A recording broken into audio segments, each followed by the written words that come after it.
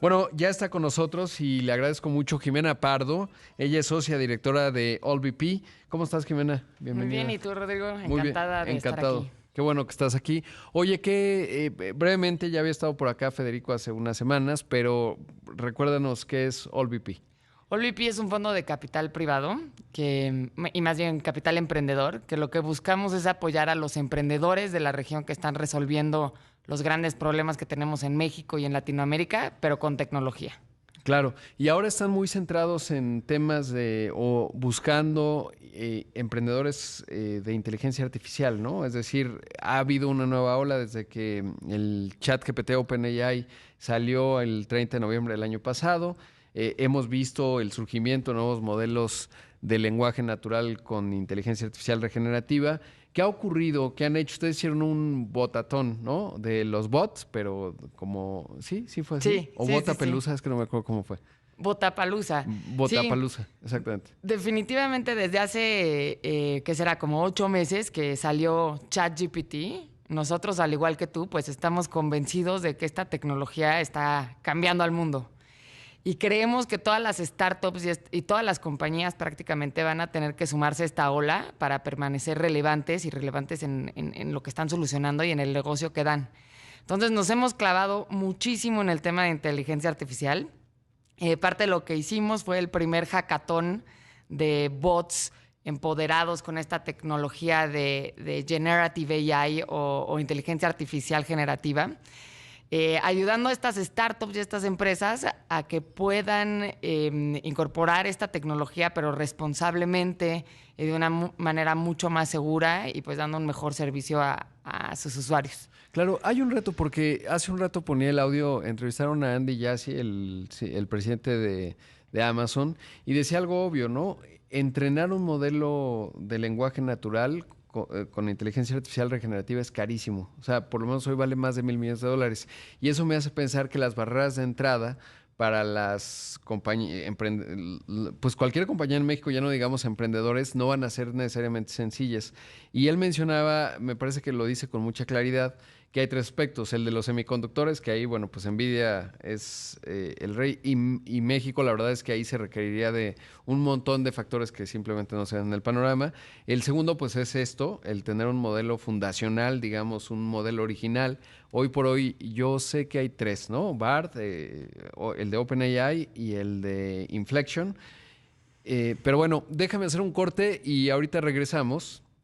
Y hablamos de esto porque ¿dónde está el ángulo de conexión en donde las empresas, los emprendedores pueden lograr, pues justamente que México participe de esta revolución? Minutos, esto es Imagen Empresarial. Esta mañana está aquí en la cabina Jimena Pardo, ella es socia directora de AllVP, este fondo de capital de riesgo que está muy centrado en inteligencia artificial. Y antes de ir al corte, le decía esto que mencionaba en el resumen, que Andy Jassy menciona que, bueno, está la capa de los semiconductores, está los modelos fundacionales, son carísimas ambas cosas. La verdad es que ahí sí no se ve en el horizonte previsible que México pueda tener cualquiera de estas dos cosas. ¿Por qué? Porque se requieren inversiones de miles de millones de dólares, y quienes tienen el capital, pues la verdad es que hemos visto empresarios que no necesariamente tienen esa vocación de innovación, lamentablemente, ¿no? O sea, el gran capital en México, los grandes empresarios, si uno revisa las, pues, 20 fortunas más grandes de México, son las mismas más o menos de los 90 a la fecha, y lamentablemente, aunque son gente de mucha visión, por ejemplo, Carlos Slim, a mí siempre me ha llamado la atención Carlos Slim, ¿no? Pues tipo brillante,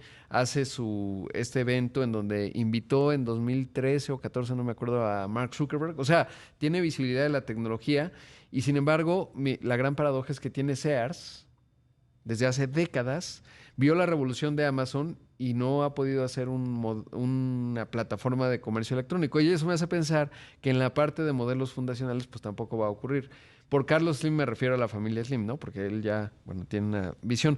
Pero en ese contexto, en la capa en donde se conectan los modelos de lenguaje natural con las empresas y con los servicios, ahí hay un montón de cosas. ¿Qué están viendo ustedes? Sí, la verdad nosotros estamos viendo dos tipos de empresas. Por un lado son las empresas que están adoptando todos estos modelos que se están desarrollando en otro lado del mundo, pero que lo están haciendo para dar un mejor producto o servicio a sus usuarios, que está empoderado con Generative AI y tiene estos modelos también predictivos. Entonces tú puedes hacer una experiencia personalizada para tu cliente. y la puedes hacer a grande escala y con pocos recursos, ¿no? Entonces, vemos esa mejora del producto. Y del otro lado, vemos que las empresas también incorporan este tipo de modelos en sus operaciones internas y se vuelven mucho más eficientes. Entonces, con el ticket o la inversión o el cheque que les damos, pueden llegar mucho más lejos y hacer cosas mucho más rápido que lo que podían hacerlo hace 8 meses. Te doy un ejemplo de las dos. En un lado, un mejor producto es hoy Yana, que Yana es un chatbot de salud mental, que le recomiendo a tu audiencia que lo descargue. Y entonces, si antes se basaba en un modelo de árbol de decisiones, con un sinfín de datos y un sinfín de opciones, pues hoy a través de un modelo de inteligencia artificial generativa, pues te puede dar una experiencia personalizada a ti, Rodrigo. Y lo que hace Yana, y donde está el truco, es que hace un montón de instrucciones que le dicen a ese chat cómo debe de contestar y cómo debe de ser con el usuario y cómo lo debe de ayudar. Ese es el modelo de negocios que hacen un mejor producto. Y del otro lado, los negocios que se hacen más eficientes, existe un programa hoy que se llama Copilot, que prácticamente es un chat GPT que te ayuda a escribir código de desarrollo. Y entonces hoy estamos viendo que lo que antes hacían 20 ingenieros de desarrollo, hoy lo pueden codear 4 ingenieros. Entonces estamos encantados porque realmente sí estamos viendo esta revolución y que es fundamental para construir un negocio y también que se va a quedar, ¿no? Ya no es un hype y ya no es una ola. Claro, sí, está bien interesante y me decanto más, digamos, por la segunda parte en términos de el potencial, porque si antes un emprendedor necesitaba, uno puede tener una gran idea, ¿no? Típico. Uno veía, por ejemplo, a lo mejor me voy a ir a un extremo, pero tú veías a Steve Jobs, era un tipo que no sabía programar necesariamente, pero tenía una intuición de producto y una visión de a dónde podía llevar las cosas que era muy impresionante, evidentemente, ¿no? Y por eso hizo lo que hizo. Sin embargo, un Steve Jobs mexicano, por decirlo así, de entrada el capital inicial, pues a lo mejor no tendría a un Steve Wozniak, que era el que programaba y sabía los fierros, ¿no? Y ahora con estas tecnologías, pues ya puedes tener a tu disposición a unos 10 programadores de alto talento. Y eso va a ser la diferencia en términos de la ejecución de ideas que puedas tener. Claro, entendiendo, y ahí los emprendedores que nos escuchan, pues que tienes que aprender a utilizar esas herramientas en términos de saber, pues qué es Python y qué le puedes pedir a un modelo de lenguaje natural, a un chat GPT. Del otro lado me preocupa una cosa, porque el otro día leía, y es que cuando tú conectas la API, me parece bien interesante lo que hace Yana en términos de, por ejemplo, ayer leí un buen artículo de cómo el chat GPT es mejor si le dices vamos paso por paso a la siguiente idea, porque te va desarrollando. Entonces, lo que puede hacer un modelo, por ejemplo, psicológico, a diferencia de que yo me meta al chat GPT y diga, me siento deprimido, ¿qué hago? ¿No? Es lo mismo, o sea, digamos, ahí Yana no le agrega valor. Pero si Yana ya con su árbol de decisiones y metodología lo promptea más, como se dice, o lo hace más específico, eso va a ayudar y ahí hay valor, ¿no? Sin duda. Sí. Incluso lo que nosotros vemos como el gran diferenciador es esa data de los 12 millones de usuarios y más de 2,000 millones de conversaciones que ya tiene Yana, porque te ayuda entonces a dar esta instrucción a la inteligencia artificial para dar un mejor servicio y el más adecuado. Y lo que hemos visto es, hicimos el primer reporte del estado de inteligencia artificial en toda Latinoamérica. Por cierto, sí. Lo pueden descargar en nuestra página, que es allvp.com/AI, como inteligencia artificial en inglés. Pero bueno, lo que nos dice este reporte y la foto que también nos arroja es que las startups, por ejemplo, 75% de las startups hoy en Latinoamérica ya utilizan inteligencia artificial, mientras que los corporativos solo el 50%. Y es un poco lo que dices, ¿no? Que quienes están teniendo la visión son estos nuevos emprendedores y no los legacy, los jugadores que ya llevan mucho rato acá, ¿no? Claro. Y cuando ves los casos de uso, también son muy diferentes, porque mientras que las startups lo están utilizando para dar un mejor producto o para generar contenido y para poder crear más cosas con menos, vemos que los corporativos lo utilizan más como en el análisis de su data, predecir cómo se comportan sus clientes, cómo traducirlo directamente a más ventas. Entonces, como que son menos arriesgados, ¿no? Pareciera que unos utilizan más Generative AI y los otros más inteligencia de datos, ¿no? Entonces, vemos ahí como que matices y está muy interesante el evaluar. Que por cierto está muy interesante el documento que publicaron, porque además desde el marco de referencia que van planteando, lo hicieron extraordinariamente bien, porque uno, después de leer, lo recomiendo, pues tienes una idea más clara de qué está ocurriendo, qué es qué, ¿no? Porque no es lo mismo cuántos modelos fundacionales hay, en qué etapas están, qué momento estamos viviendo, etcétera, ¿no? Y eso va a ser bien importante. Pero me regreso un poco a lo que mencionabas. Yo veo dos aspectos en los emprendedores, porque en el caso de Yana, pienso que el otro día leía de un emprendedor, bueno, un investigador que al conectar la API, pues te genera un costo.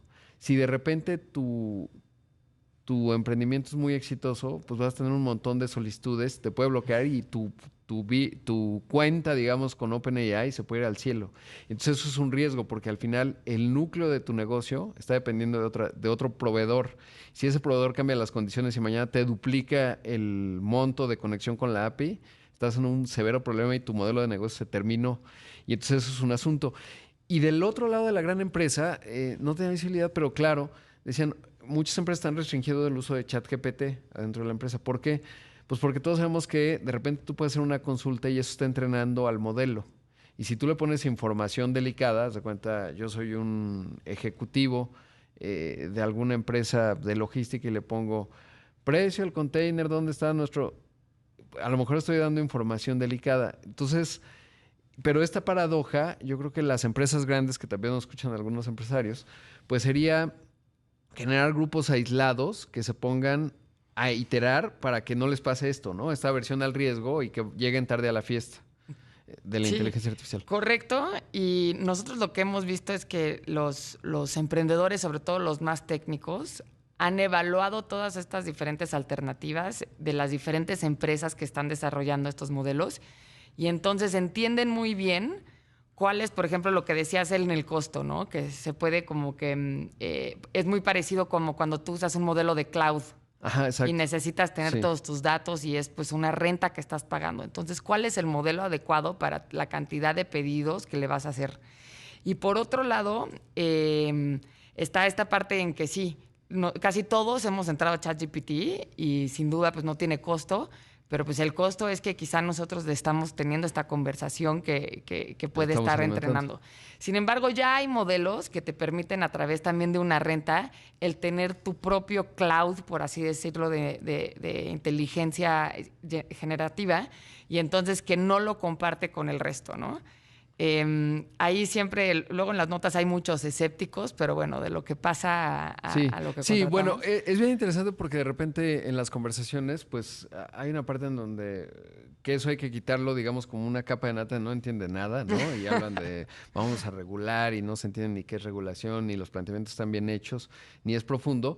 Pero lo cierto bueno, primero decirte, Jimena, gracias por estar aquí porque ya se nos está acabando el tiempo.